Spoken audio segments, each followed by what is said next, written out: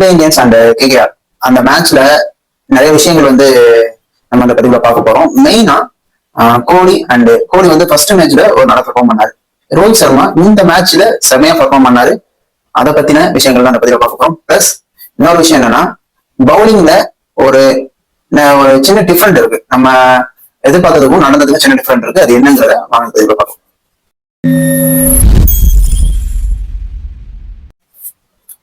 First நம்ம இந்த bowling டிபார்ட்மெண்ட்ல உள்ள சில விஷயங்கள் பேசிட்டு போவோம்.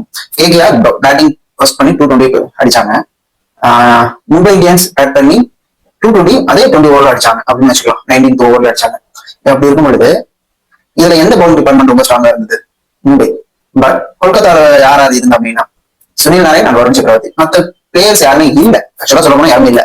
அப்படி இருக்கும் பொழுது அந்த 220 தான் உங்களுக்கு தூரம் தள்ளிட்டு வந்திருக்கு. அப்படின்னா இதுல கிட்டத்தட்ட யாரு நம்ம ஒரு போக்கஸா போனோம், மும்பை இந்தியன்ஸ் ரொம்ப ஸ்ட்ராங்கா இருக்கு அப்படின்னு நம்ம பேசிக்கிட்டு இருந்தோம்.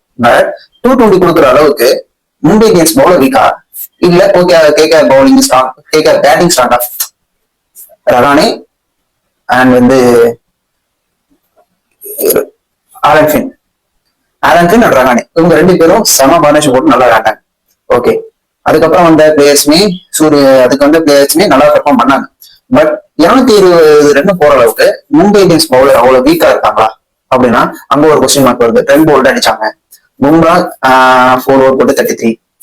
அதே மாதிரி மார்க்கெண்ட் ஓவர் அடிச்சாங்க. ஒரு ஓவர் தான் போட்டாரு. அவர் ஓவர் அடிச்சாங்க. அல்லா அசம்பர் ஓவர் அடிச்சாங்க. ஆனா ஷர்துல் தாக்கூர் மட்டும் 3 விக்கெட் எடுத்தாரு. 25 அந்த ரன் தான் கொடுத்தாரு. அப்படி இருக்கும் பொழுது இதோட பவுலிங் யார் ஸ்ட்ராங்னு நம்ம சொல்ல முடியும். அப்பனா எந்த விஷயத்த நம்புறது, எதை நம்ப முடியலங்கிற விஷயமே இல்ல.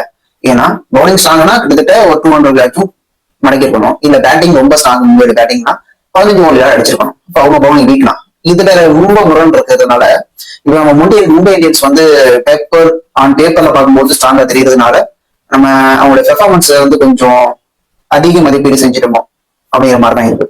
ஆனா ஒரு விஷயம் பேசி ஆகணும். விராட் கோலி அண்ட் ரோஹித் சர்மாவுடைய பெர்ஃபார்மன்ஸ் வந்து பயங்கரமா இருந்தது. விராட் கோலி அவருடைய ஓடி மேட்சஸ் ஆடல. அதே மாதிரி ரோஹித் சர்மா எந்த மேட்சஸ் விளையாடல, ஓடிய மேட்ச் மட்டும் தான் விளையாடுறாரு. அதே மாதிரி விராட் கோலி ஓடிய மேட்சஸ் மட்டும் தான் விளையாடுறாரு. அவர் இந்த மேட்ச் விளையாடுறாரு. அப்படி இருக்கும்போது அவங்களுடைய ஃபர்ஸ்ட் மேட்ச்லயே அவங்களுடைய எண்டன் காமிச்சு அவங்களுடைய பொட்டன்சியலை வெளிப்படுத்திருக்காங்க. நாங்க இதெல்லாம் பண்ண முடியும் அப்படிங்கிற மாதிரி நிரூபிச்சிருக்காங்க. ரோஹித் சர்மா ஸ்லிம் அண்ட் ஃபிட்டா பயங்கரமா வந்து அவருடைய பெர்ஃபார்மன்ஸ் காமிச்சாரு. அதாவது ரிப்பிள்டன் ஒரு யங் பிளேயர் விளையாடுறாரு. பட் அவரை விட பெட்டராகவே ரோஹித் சர்மா விளையாண்டாங்க. அது மட்டும் இல்லாம ரோஹித் சர்மா அண்ட் வந்து பார்ட்னர்ஷிப் வந்து நல்லா பயங்கரமா இருந்தது. ரொட்டேஷன் அண்ட் 6 and 4 விளையாண்டாங்க. அடுத்த ஒரு பால் சிங்கிள் தட்டுறது அது மாதிரிதான் போயிட்டே இருந்தது. அதனால அவங்க பார்ட்னர்ஷிப் 100க்கு மேல வந்தது. ரிப்பிள்டன் அன்பார்ச்சுனேட்லி 81 வந்து அவருடைய ரன் அவுட் 100 மிஸ் பண்ணாங்க.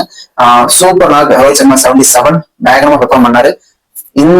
இவங்களுடைய 2 பேரும் பெர்ஃபார்மன்ஸ்னாலதான் இந்த மேட்ச் வின் பண்ணாங்க அப்படிங்கிற மாதிரி பார்க்க முடியுது. சப்போஸ் உள்ள கொஞ்சம் சொதப்பிருந்தாங்கன்னா கீழே வந்த பிளேஸ்ல கொஞ்சம் கிட்டத்தட்ட கொஞ்சம் அடிச்சு பிடிச்சி போயிருப்பாங்களோ அப்படிங்கிற மாதிரி நம்ம யோசிக்க வைக்கிற மாதிரிதான் லாஸ்ட் வரையும் போனிச்சு இந்த மேட்ச்.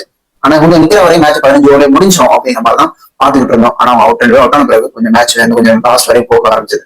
அப்படி பார்க்கும்பொழுது இந்த பவுலிங் ஸ்ட்ராங், இந்த பவுலிங் வீக் அப்படின்னு நம்ம பேசுறதை காட்டிலும் யாரு அந்த டேல யார் நல்லா பெர்ஃபார்ம் பண்றாங்க அதுதான் மெயினாக பார்க்கப்படுது. நம்ம ஆன் பேப்பர்ல வச்சுக்கிட்டு நம்ம வந்து இவங்க பண்ண வாய்ப்பு இருக்கு நம்ம பேசலாம்.